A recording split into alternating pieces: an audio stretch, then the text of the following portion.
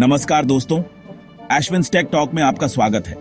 आज हम एक ऐसे सफर पर निकलेंगे जो आपको अतीत की गहराइयों में ले जाएगा, जहां विज्ञान और रहस्य का अद्भुत संगम होता है। क्या आपको पता है कि हजारों साल पहले भारत में ऐसी टेक्नोलॉजी थी जिसे देखकर आज भी वैज्ञानिक हैरान हैं? क्या सच में हमारे पूर्वजों के पास ऐसी विद्या थी जिससे वे विमान उड़ा सकते थे, बिना दवा के बीमारियों का इलाज कर सकते थे और ऐसी धातुएं बना सकते थे जो हजारों साल तक जंग नहीं खाती? सदियों से चले आ रहे ये सवाल आज भी हमारे मन को उलझाते हैं। तो आज हम आपको बताएंगे भारत की उन 7 प्राचीन टेक्नोलॉजी के बारे में जो आज भी दुनिया के लिए एक अनसुलझा रहस्य बनी हुई है। क्या ये महज कहानियां हैं या फिर अतीत की चमकदार सच्चाई? आइए एशविन्स टेक टॉक के साथ इस रोमांचक खोज पर निकलते हैं।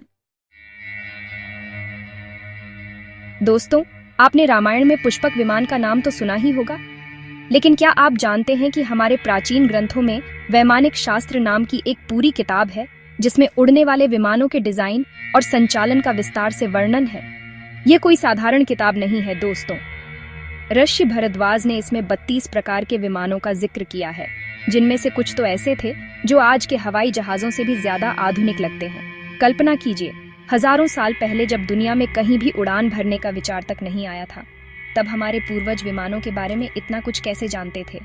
वैमानिक शास्त्र में सिर्फ डिजाइन ही नहीं, बल्कि धातु विज्ञान, ऊर्जा के स्रोत और यहाँ तक कि पायलटों के प्रशिक्षण के बारे में भी बताया गया है।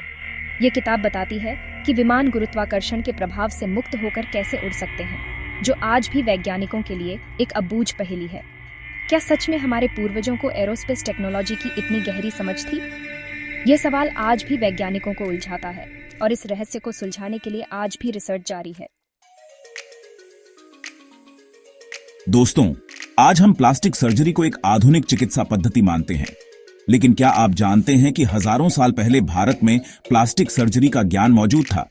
जी हां, आपने सही सुना। महान वैद्य सुश्रुत, जिन्हें शल्य चिकित्सा का जनक माना जाता है, ने अपनी अद्भुत रचना सुश्रुत संहिता में 300 से ज्यादा सर्जरी टेक्निक्स का वर्णन किया है।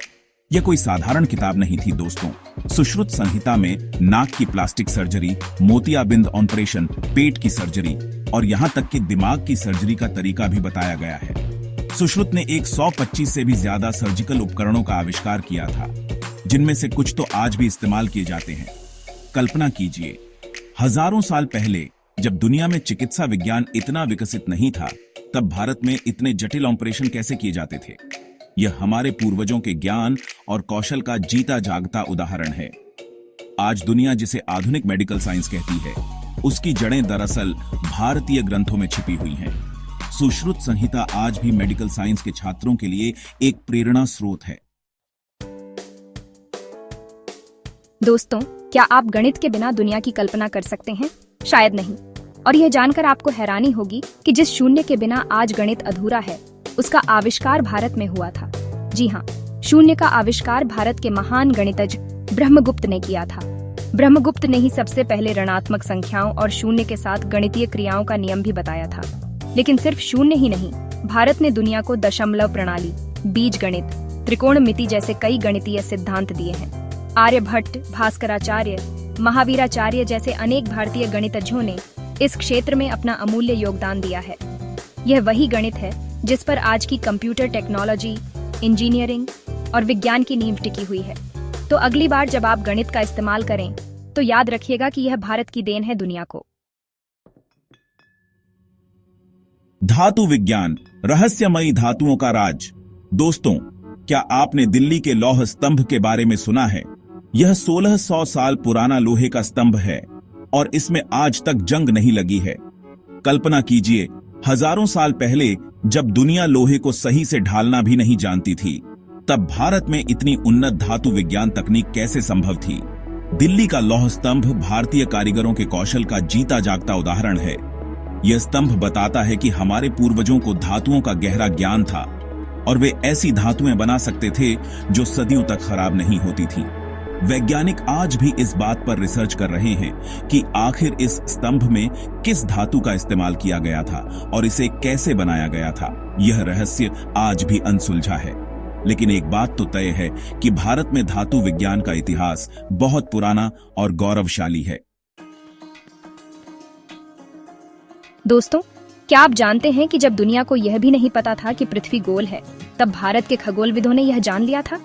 जी हाँ, आर्यभट्ट, ब्रह्मगुप्त, वराहमिहिर जैसे महान खगोलविदों ने हजारों साल पहले ही पृथ्वी की गोल आकृति, उसके अपनी धुरी पर घूमने और सूर्य के चारों ओर चक्कर लगाने का पता लगा लिया था। आर्यभट्ट ने तो 1500 साल पहले ही यह भी बता दिया था कि पृथ्वी सूर्य के चारों ओर अंडाकार पथ पर घूमती है। उन्होंने ग्रहण लगने का सही कारण भी बताया था। ये वह समय था जब दुनिया के ज्यादातर लोग मानते थे कि पृथ्वी छपट्टी है और सूर्य उसके चारों ओर घूमता है। भारतीय खगोलविदों ने बिना किसी आधुनिक उपकरण के सिर्फ अपनी बुद्धि और अवलोकन क्षमता से ब्रह्मांड के कई रहस्यों को उजागर कर दिया था। यह हमारे पूर्वजों की वैज्ञानिक सोच का प्रमाण है। दोस्तों, सिंधु घाटी सभ्यता, जिसे मोहनजोदड़ो और हड़प्पा जैसी नगरीय सभ्यताओं के लिए जाना जाता है, लगभग 5000 साल पुरानी है। लेकिन क्या आप जानते हैं कि इन शहरों में उस समय एक अद्भुत ड्रेनेज सिस्टम मौजूद था जो आज भी इंजीनियरों को हैरान करता है?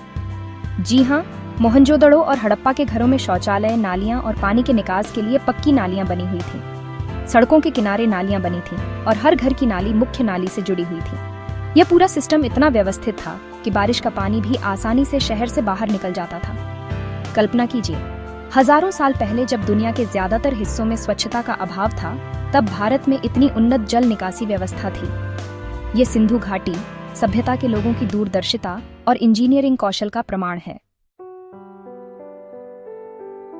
दोस्तों, आपने रामायण में राम सेतु का नाम तो सुना ही होगा, लेकिन क्या आप जानते हैं कि नासा की तस्वीरों में श्रीलंका और भारत के बीच एक प्राचीन पुल जैसी संरचना दिखाई देती है, जिसे कुछ लोग राम सेतु मानते हैं। यह संरचना लगभग 30 मील लंबी है और समुद्र में डूबी हुई है। कुछ लोगों का मानना है कि यह वही राम सेतु है जिसका जिक्र रामायण में मिलता है। वहीं कुछ वैज्ञानिकों का कहना है कि यह एक प्राकृतिक संरचना है जो समुद्र में जमाव के कारण बनी है। इस रहस्य को सुलझाने के लिए आज भी रिसर्च जारी है।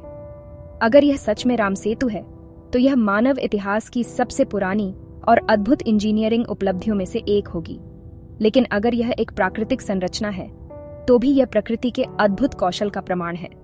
तो दोस्तों, राम सेतु का रहस्य आज भी बना हुआ है। आप क्या सोचते हैं? क्या यह मानव निर्मित है या प्रकृति का करिश्मा? तो दोस्तों, ये थी भारत की 7 प्राचीन टेक्नोलॉजी जो आज भी रहस्य बनी हुई है। क्या ये सिर्फ कहानियां हैं या फिर अतीत की चमकदार सच्चाई? क्या आपको लगता है कि हमारे पूर्वज इतने उन्नत थे कि उन्होंने हजारों साल पहले ही वह सब खोज लिया था जिसे आज विज्ञान दोबारा खोजने की कोशिश कर रहा है? हमें यकीन है कि एशविन्स टेक टॉक के इस एपिसोड ने आपके मन में कई सवाल और जिज्ञासाएं पैदा की होंगी। अपनी राय हमें कमेंट में जरूर बताएं। अगर आपको यह वीडियो पसंद आया तो इसे लाइक करें, शेयर करें और हमारे चैनल एशविन्स टेक टॉक को सब्सक्राइब करना न भूलें, ताकि आपको ऐसी ही और भी रोचक जानकारी मिलती रहे।